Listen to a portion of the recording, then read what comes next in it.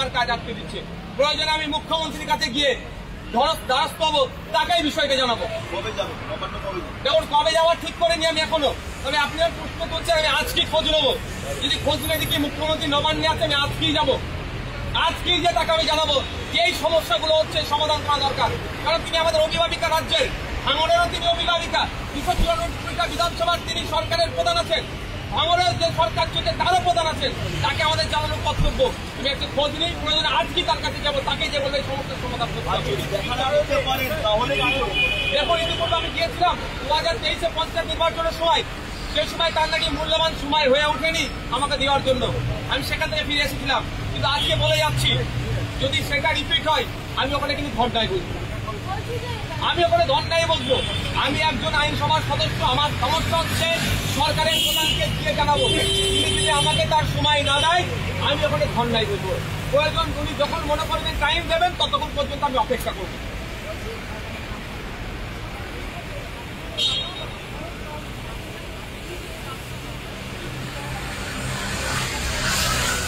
Exactly আমাকে আমাদের voter, ভাঙড়ের ভোটারের কাছে, ভাঙড়ের মানুষের কাছে অপারক হিসাবে তুলে ধরার চেষ্টা করব। আমি আমার পেপারপত্র আমি দাউদেও বলেছি আমার আছে, চাইলে আপনাদেরকে দিতে পারি। আমি কখন কোন কাজটা করার দরকার সবগুলি সেখানে আমি এ করেছি।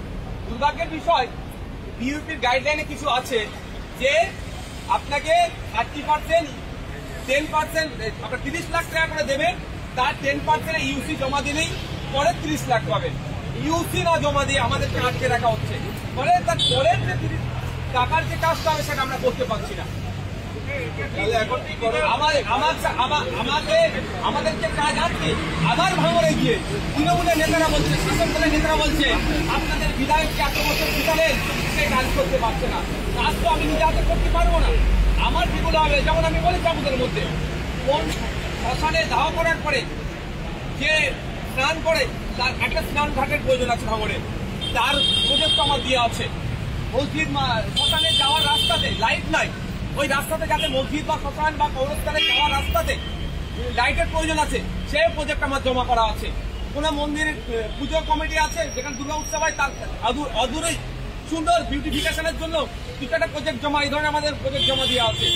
এইগুলো আমি মানুষের সাথে, ভাঙড়ের মানুষের সাথে করতে চাই, কিন্তু দুর্ভাগ্যের বিষয় আমাকে সুকৌশলে আটকানো হচ্ছে। শুধু আমাকে নয়, আমার মতো অনেক বিধায়কদেরকে আটকানো হচ্ছে, যাতে এরা শাসক দল বলতে পারে তোমরা ওই বিধায়ককে জিতিয়ে কি করেছো, কাজ করতে পারছে না। আরে কাজ করতে পারার তো আমার হাতে ক্ষমতা নেই।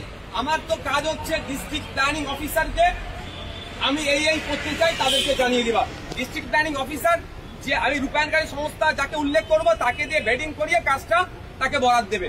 কিন্তু দুর্ভাগ্যের বিষয় আমার ক্ষেত্রে দেখছি সম্পূর্ণ উল্টো হচ্ছে, আমাকে ক্রমশ আমার টাইমকে কিল করা হচ্ছে।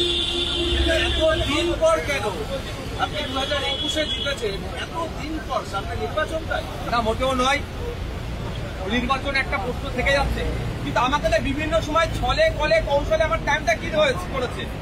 আর আমার সাদা মনে কাদা নয়, আমি ভাবছি এই করে দেবে, আজ করবে, কাল করবে, আজ করবে, কাল করবে, পঞ্চায়েত সমিতি আজকে করবে, কালকে করবে, এই করতে করতে করে দেবো, হয়ে যাবে, হেনো যাবে, কেন যাবে করে করে আমার সময় নষ্ট করেছে। আমি বাধ্য হয়ে পরিকল্পনা এবং পরিসংখ্যান দপ্তরের অতিরিক্ত মুখ্য সচিব স্যারেরকে চিঠি করলাম, চিঠি করার কোনো উত্তর এবং কোনো সুরাহা পেলাম না। এখন পর্যন্ত 2-4 মাস গিয়েছে, তারপরে বাধ্য হয়ে আমি 23শে ডিসেম্বর আমি ইউপির গাইডলাইন অনুযায়ী আমি এটা পরিবর্তন করলাম। কিন্তু আবার 2 মাস পরে আবার যার হাতে কাজটা তুলে দিতে চাইছে, সে আবার পঞ্চায়েত সমিতি, অর্থাৎ আমার হয়তো আমার আবার টাইম কি হবে, এই দায়িত্বটা কে নেবে? গত 4 বছরে কত টাকার কাজ করেছেন, কত টাকার কাজ বাকি আছে? আমার কাজ তো আমি গত 4 বছরের কথা বলছি, 3 অর্থ বর্ষে আমি তো জমা প্রত্যেকটা করেছি যে আমি এই 2 কোটি টাকার মধ্যে এই কাজ করতে চাই, আমি 50 লাখ টাকার এই কাজ করতে চাই, আমি 30 লাখ টাকার এই কাজ করতে চাই। দুর্ভাগ্যের বিষয় আমার সেই কাজটা করে দেওয়া হয়নি।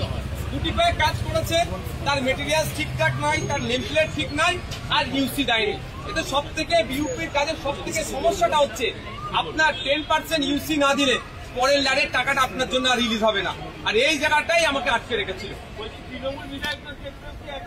তৃণমূল বিধায়কদের ক্ষেত্রে 2-1 জনের এই সমস্যা, যাদের সাথে আবার ওই ব্লক সভাপতিগুলোর সাথে সমিতির সভাপতিগুলোর সাথে শাসক দলের একটু বনিমানা আছে, তাদের ক্ষেত্রে একই ডিস্টার্ব, আর বাকি বিরোধীদের অধিকাংশ ক্ষেত্রে।